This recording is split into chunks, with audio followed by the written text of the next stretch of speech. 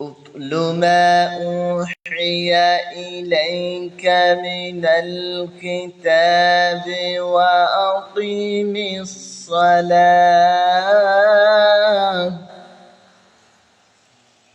إن الصلاة تنهى عن الفحشاء والمنكر ولذكر الله أكبر والله يعلم ما تصنعون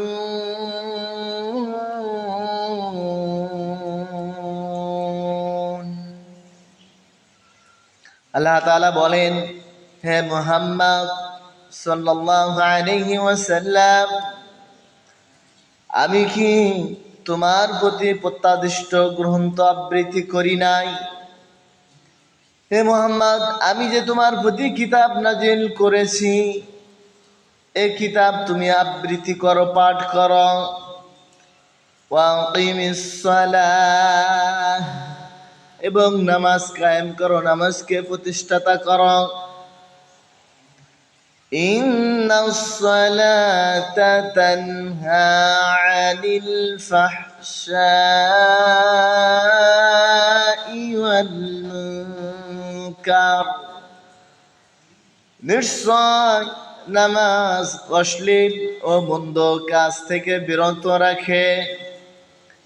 ওয়ালাযিকরুল্লাহি আকবার, আল্লাহর স্মরণই সর্বশ্রেষ্ঠ। ওয়াল্লাহু ইয়ালামু মা তাসনাউন,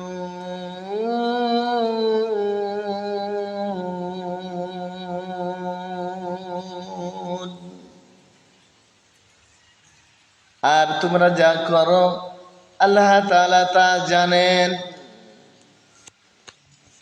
সম্মানিত দিনী ভাই ও বোনেরা, আল্লাহ তাআলা তার নবীর প্রতি কিতাব নাজিল করে তাকে পাঠ করতে, তেলাওয়াত করা অন্যান্য ফরজ আমলের চেয়ে এক বিশেষ গুরুত্বপূর্ণ আমল, যা সকল প্রকার অন্যায় অশ্লীল কর্ম থেকে বিরত রাখে। এর বাহ্যিক ও অভ্যন্তরীণ দুটি আর কোন নবী ও রাসূল আসবে না। এজন্য আমাদের উপর দায়িত্ব, আমরা নিজেরা কোরআন তেলাওয়াত করব, মানুষের মাঝে সালাত কায়েমের দাওয়াত পৌঁছে দেব এবং সালাত আদায় করব। কারণ সালাত সকল মন্দ, অন্যায়, অশ্লীল, ফাহশা কাজ থেকে মানুষকে বিরত রাখে। আর আল্লাহ